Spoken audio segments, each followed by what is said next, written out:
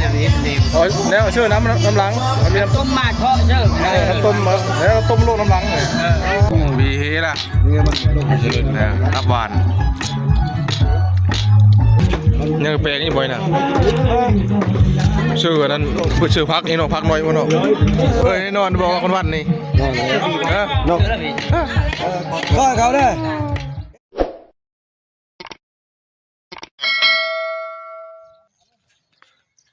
เอาทักทายสบายดีทักทายสบายดีพี่น้องปอปายมาสักคนนะพอกันคือเก่าคือเดิมแล้วก็บักคำศูนย์นะทักทายสบายดีตอนเช้าพี่น้องโอ้เมื่อคืนกับฟิวขนาด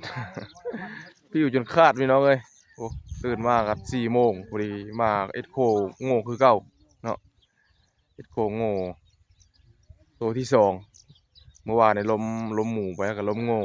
วันนี้มาล้มโง่อีกตอนเช้านะตอนนี้ทีมงานเคยเฮากำลังเฮ็ดโคอยู่ทางหลังพุ่นไปกินซอยจุน้ำมันเดียวมันกับปั้นข้าวตอนเช้ายังมีแล้วอยู่ช่วยดูเลยนั่นมันมาชูกันเรามั่งๆเว้ยลูกพ่อว่าที่ปลายมันให้กูเนี่ยมันเพิ่งเกินใดปลาไปปลาตัวแม่แล้วเมาเนี่ยเขายังไปได้โทษขอโทษตามได้ต้องทับไปท่านขาตูเป็นไงเอาไปซอยจุอยู่ในพุ่นละนี่แล้วเอา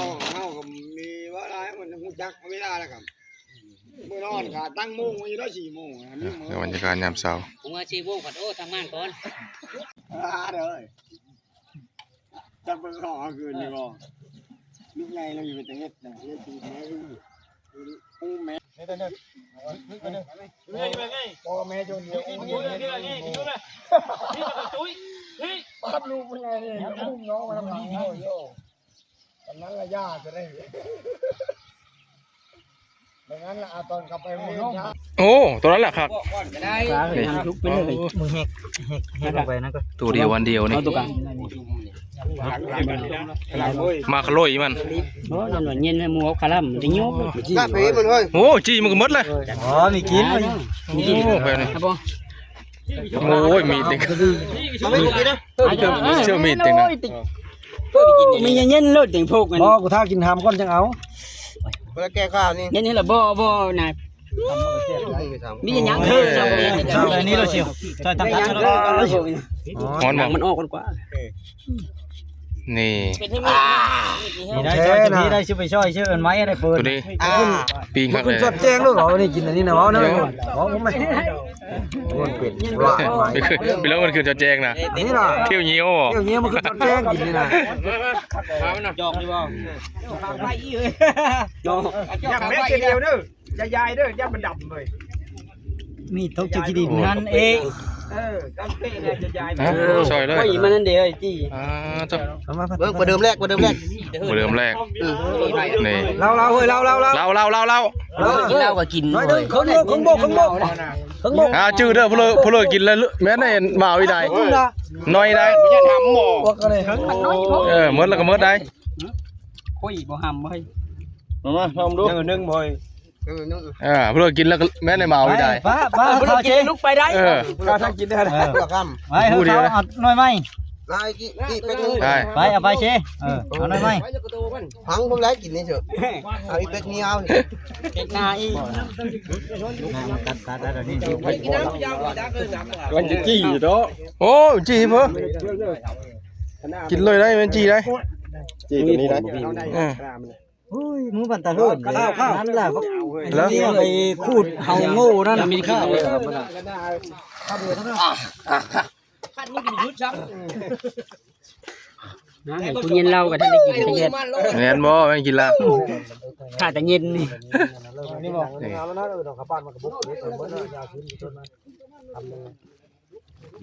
หมดผู้ปาดได้ปะดิผู้ปาดผู้ปาดแน่ผู้ปาดไม่ได้กินจะมี กินอีแล้วเขาเดี๋ยวนอนเท่าเท่านั้นแหละ2คนนี่มีเฮา นั่งอยู่บนนิชา ยังหักจงอยู่ นั้นบ่จ้า อยู่มีหลัง ชุก ป้าได้คันได้นั่น โอ้ยพวกกินยากันเราจะท้ายน่ะ ไปนี่เอาดู เรื่องนี้ หลัง3นึงคืน โอ้ยใหม่ละโอ้โหเติมเลยเนาะ เสียบเลย แล้วนี่ เดี๋ยวก่อนเนี่ยแค่มันคืนแค่มันคืนแปลว่าไม่ได้นอนเลยคืน นอนเลย ตุ้ยเลยดิ ช่วยชุดมานี่ ไม่นอนไม่ปุ๊บ ฮะ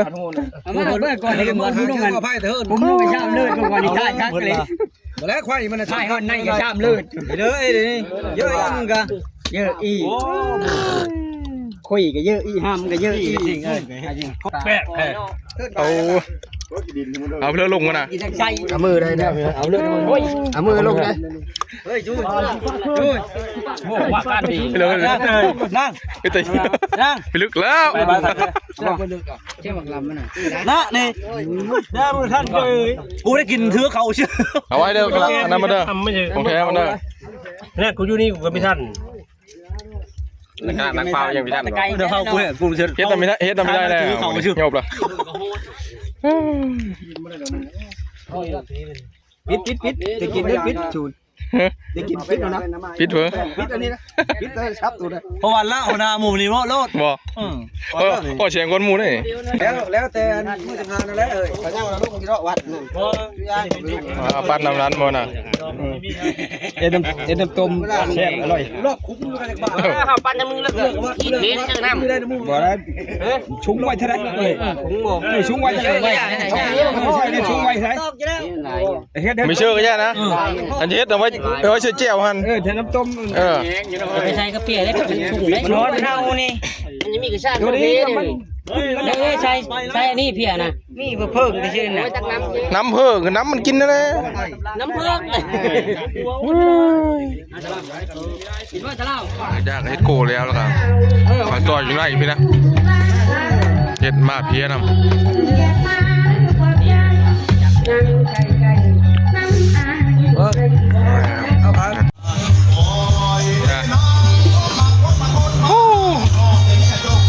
เคยได้นะห้างเต็มละโอ้เช้านี่คือมีวะเช้าโคหมูเช้านี่วะเช้านี่มีเห็นเพิ่มหรือเช้านี่บ่เฮ้ยสองรอบช้อนบ่โอ้เช้านี่มีเห็นเพิ่มโลดเท่าโลด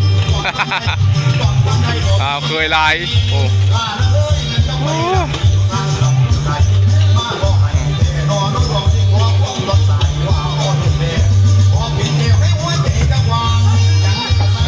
เครื่องในมันเนี่ยเทมันราคาโหดแล้วนะ อ๋อมันนั่นนะครับไอ้จุ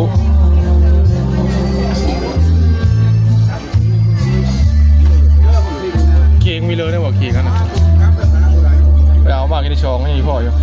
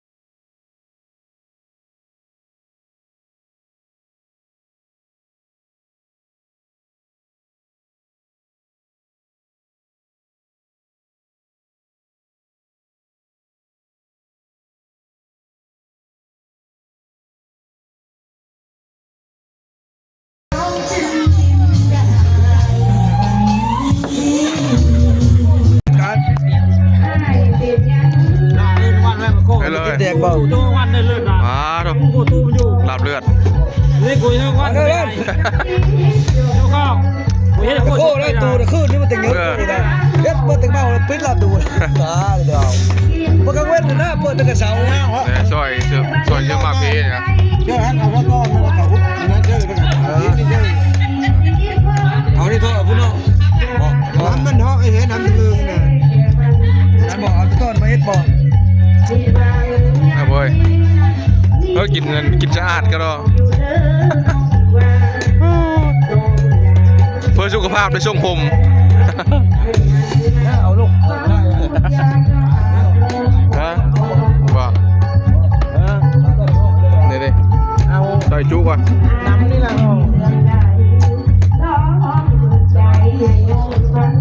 ปันเสาก็ซอยจุเราปันเสากัน ก็บ้านลาเต้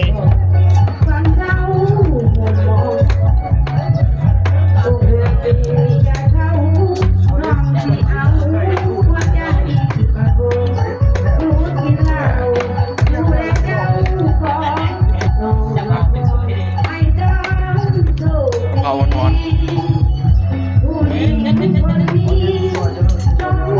ใช่ว่าหมูไม่ใช่คือไปฆ่าหมูนะ มีมุ้ยบ่อยอ่ะ ฮะ มีมุ้ยบ่ หมูไปสู้เนาะเนาะ เอาจอจะได้จอจะได้ เล่นก็กระดองเลยนะ หมอจะไม่เล่เลย เข้าเอาไม่ได้เก็บโหลดทั้งคลองเก็บ ห่วงห่างห่วงมี นักพวก สองห่างไง มานี่ตึงปุ๊บโต ทำนอกมาแล้วเป็นสั้นเด็กวิวเอาเด็กวิ เพราะว่าอย่ามีแค่แล้วอย่ามีแค่แล้วก็ปุ๊บตบแค่ลายแล้วเมื่อมันหนาวปุ๊บปุ๊บจักยังเชื่อบียังหันเห็น วีเฮล่ะ นี่มันลง นะรับหวานตอนเพบอกว่าตึบ ก็ลานโคเบลได้นี่หามันละนี่ขาไหลมันจะโผล่ จุก เฮ้ยขวานมันละเมื่อกินในบ้านเท่านั้นน้ำเลยเจ้าเพได้เจ้าเพแต่ถ้าเราพูดเราเล เฮ้ ย ยนอนบอกคนวันนี่ นกก็เขาได้เอ็ดเขา จุกแต่เช้าเลยเอา มาคนวัน ใช่เขาก็ใช่เอิญตุ้มตาก็ได้ตุ้มตาได้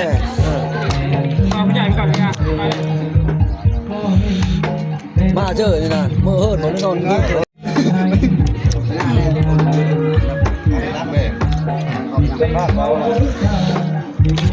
ยังแปลงนี่บ่อยนะชื่อนั้นชื่อพักนี่เนาะพักน้อยมั้งเนาะ วัดยาแล้วบางเอาไม่คลองมึงได้นะ อ่า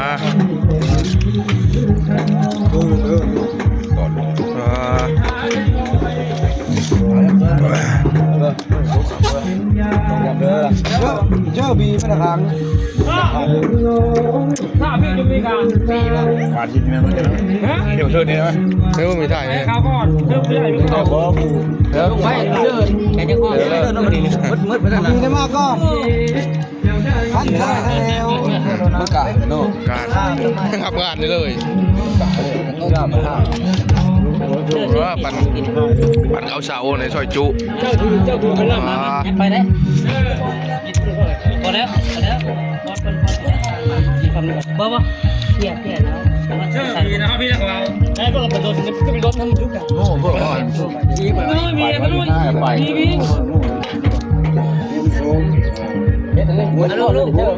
กจะย้ำไม่ใช่เองก็ละ เปลี่ยนบีบ่บีมีด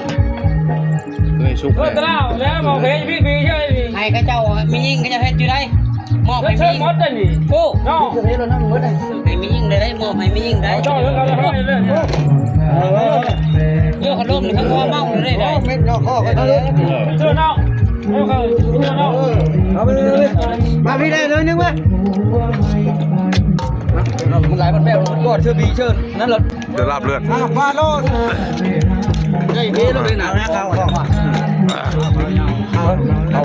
นี่แหละ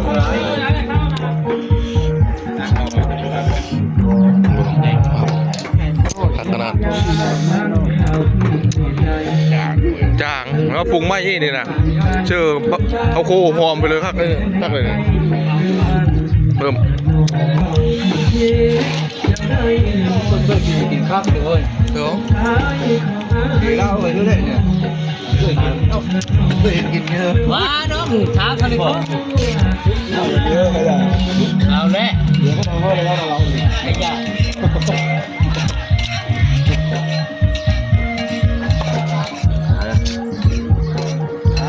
พักแหละทีมสด ก็สน นอนก่อนห้างเลยนอน ฮะ ก่อนห้างเลยแก ตอนห้าง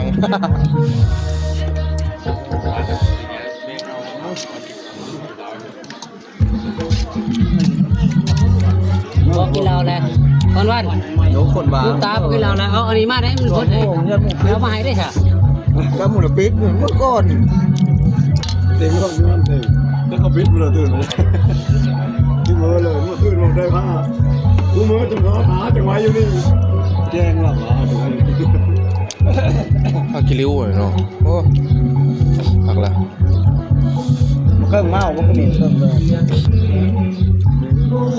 นี่ได้หางครับยาวเมานี่นะ ฮะ นี่เครื่อง เออแล้วคนไหนแล้วก็แล้วไหนเออ เอาละบ่มิดว่าไปได้กินมีต้นรู้มันน้อยข้าวเลย ลูกตา แล้วนี่ได้มาเข้าแล้วนะ ลูกตาตาขอเลยขอนี่ อย่าไม่ได้อะไรมาแล้วกินแล้วก็ ขอเลยขอนี่นะมันเบิดอะไรนี่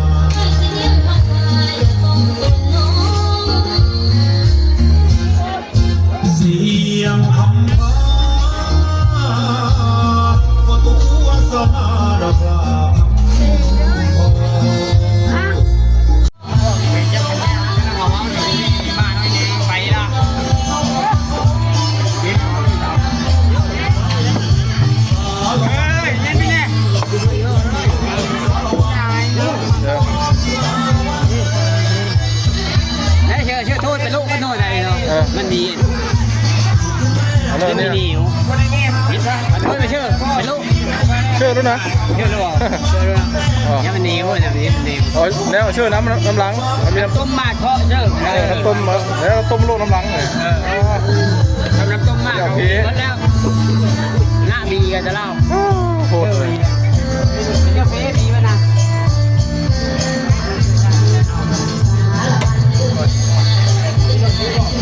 พอจังหวะ